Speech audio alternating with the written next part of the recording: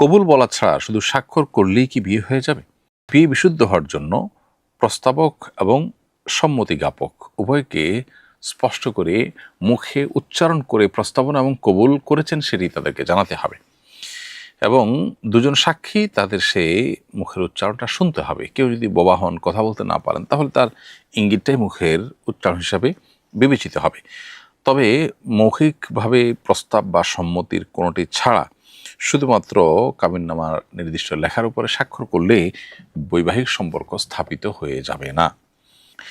এরপরের প্রশ্ন হলো, আমি 2 মাস বয়সী শিশুর মা, বুকের দুধ কাপড়ে লাগলে সে কাপড় কি নাপাক হয়ে যায়?